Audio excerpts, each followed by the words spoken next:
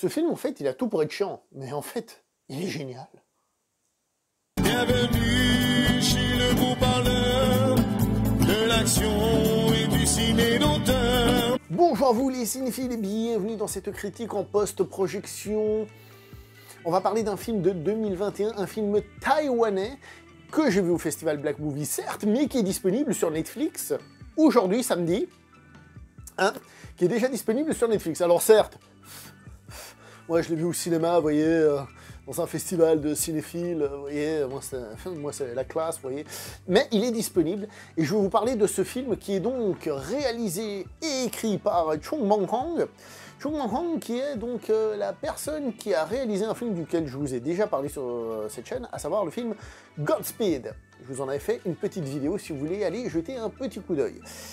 Et c'est marrant parce que lors de la présentation du film à Black Movie, on nous a dit oui, si vous vous souvenez de ces films précédents, comme Godspeed, vous vous souvenez que c'était des personnages un peu en couleur et tout. Là par contre, il y avait un truc plus terre à terre et tout. Et moi je me suis dit, oula, déjà que le réalisateur Godspeed, et j'avais trouvé qu'il souffrait un peu de certains rythmes quand même.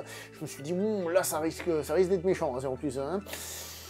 Le film commence, il se présente comme un drame familial. Tu te dis, bon, je vois déjà venir A, B, C, D, je vois déjà venir tout ce qui se passe. Et en fait, non. Et en fait, non. Alors, avant d'aller plus loin, dans les rôles principaux, donc on a Alicia Chia qui fait la maman, parce qu'il y a une maman et il y a une fille, en gros, et la fille est interprétée par Jingle Wong. Et je veux déjà dire un truc, les deux actrices sont sublimes dans leur rôle. Alicia Chia, elle fait passer tellement de choses par leur regard, par son interprétation, c'est très très fou tout ce qu'elle arrive à faire passer, les différentes facettes, les variations de son personnage, c'est assez fou à ce niveau-là. Quant à Jingle Wong, aussi, elle arrive à être très bien quand il faut, l'émotion quand il faut, enfin bref, c'est incroyable. Et alors je reviens sur le film. Le film se présente et va nous parler d'une situation de quarantaine due au Covid. Tu dis, j'ai jamais vu ça dans un film asiatique, vu que paraît-il ça vient de là-bas, c'est intéressant, puis de toute manière, comment c'est géré dans d'autres pays, pourquoi pas. Le film commence comme ça, puis on se dit, voilà, on va avoir la mère qui travaille trop, qui est un peu chiante, avec la gamine qui fait une crise d'adolescence, que t'as envie de baffer, puis on va se taper 2 heures comme ça, où tu vas être là, mon Dieu, qu'est-ce que je supporte pas ces personnages. Vous croyez ça dans le film? Bam! Pas du tout. Rapidement, il y a des trucs que tu fais, c'est bizarre ce qui se passe là, enfin bon, on va voir ce que ça donne, mais c'est particulier ce qui se passe. Et ensuite, le film, il fait autre chose. Il fait autre chose, mais ça veut pas dire que le film va partir en polar, en film d'action, je sais pas quoi. Non. Ça reste ce que le film vous promet depuis le début, sauf qu'il le fait pas exactement comme il le promet depuis le début. Je sais, c'est compliqué à expliquer. C'est compliqué à expliquer. Et c'est un de ces films dans lesquels le synopsis, je vous le raconte, parce que je vous raconte pas d'ailleurs, et tu te dis, voilà quoi, enfin je veux dire, mais c'est la manière de raconter le film. Je vous ai dit que les interprétations étaient très bonnes, les personnages sont très bons, leur développement est très bon, on s'attache vraiment à ces personnages. Et d'ailleurs, vous découvrirez qu'à Taïwan, il y a des carrefours, au passage. Et oui, non, mais pas des carrefours, là on va faire les courses. Hein. Donc je disais, on s'attache à ces personnages. De plus, la mise en scène, c'est une mise en scène qui est discrète, vous voyez, mais c'est une mise en scène qui est tellement forte. Quand il faut, elle met l'effet de style qu'il faut et tout. Alors, je vous ai parlé de quarantaine, donc je vais pas vous mentir, l'un des sujets du film, c'est la maladie. Et ce qui est intéressant, c'est que les personnages vivent dans un immeuble dans lequel il y a un travail de rénovation des façades. Donc, en fait, cet immeuble, il est entouré qu'on appelle ça échafaudage, et il est recouvert comme ça d'une toile bleue, ce qui fait qu'ils sont chez eux, mais enfermés. Et ça, c'est tout un message sur leur ressenti interne par rapport à l'externe, etc., etc. Il y a des petites subtilités comme ça tout le long. Au bout d'un moment, on va parler d'un tableau et on va dire qu'il est aussi bleu, vous voyez, alors qu'avant, il ne l'était pas. Et à ce moment-là, il y a quelqu'un qui va dire, au début, il y avait des couleurs pastel. Et le personnage lui-même a le fond avec des couleurs pastel. Enfin, il y a plein de petits trucs, mais ça reste une mise en scène qui est discrète mais efficace quand il le faut. Pendant que j'étais au cinéma, je me disais, là je prendrais une photo pour vous faire une capture, quoi, pour montrer à quel point c'est bien fait. Et c'est un peu un des soucis de ce film, c'est que je peux vous raconter l'histoire, mais c'est pas ça qui va forcément vous donner envie. C'est vraiment une manière de raconter les choses simples, bien faites.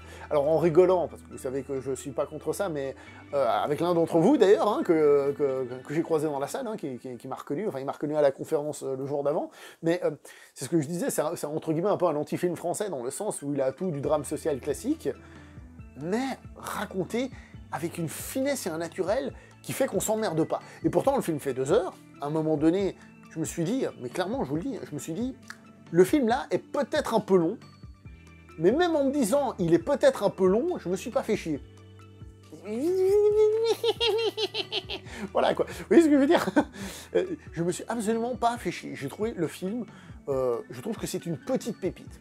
À la fin du film, je dis ça parce qu'on a eu la discussion avec le camarade, s'il regarde cette vidéo, on a une réflexion sur le... Je reste vague, mais sur le titre de Falls, et sur sa signification dans le film quand ce terme apparaît, je reste vague, et sur d'autres trucs et des machins. Le film a des moments d'une certaine manière, mais pas trop. M'a fait penser au film The Father, vous savez, avec Anthony Hopkins par exemple, même si c'est pas tout à fait pareil, mais il y a quand même des petits points communs. Un film qui sait être lourd, mais qui sait être léger, qui sait être grave, mais même dans sa gravité, il y a des petites touches d'humour. Il y a une fois, j'ai carrément éclaté de rire, mais la salle, je l'ai pas vu sur Netflix, moi je vous le rappelle, hein, la salle rigolait à des moments sur certaines blagues, certaines situations. Donc le film arrive à être un mélange comme ça, une espèce de truc planant entre l'un et l'autre, là où ça devrait être nul, c'est génial, et bref, en fait, c'est une énorme réussite de subtilité qui mélange donc l'écriture, l'interprétation et la mise en scène pour faire qu'un film qui pourrait facilement tomber dans le film banal, voire même le téléfilm, vous voyez, s'il était fait par n'importe qui, et au lieu de ça, il passe de téléfilm à excellent film, très équilibré, très bien fait, très bien interprété et tout ce qui va avec. C'est compliqué de vous parler de ce film, c'est compliqué. Et je vous le recommande. Alors s'il repasse à Black Movie, je ne sais pas si c'est le cas, n'hésitez pas à foncer. Et s'il ne repasse pas à Black Movie, eh ben, regardez-le sur Netflix, parce que c'est un bon truc. Je vous avoue que le rythme du film, comme je vous ai dit, il est quand même lent hein, dans l'absolu. Sur Netflix, tout seul, en mode, bon allez, je regarde ça vite fait, puis peut-être que je vais faire autre chose, ça va peut-être moins être au bout de tasse de thé. Au cinéma, c'est passé, mais alors comme une lettre à la poste, j'ai adoré. Voilà. Merci à Black Movie pour me permettre de le voir avant tout le monde. Mais, enfin, avant tout le monde, on se comprend. Mais en tout cas, si vous avez l'occasion, regardez-le. Moi, je vais m'arrêter là pour cette petite vidéo de présentation.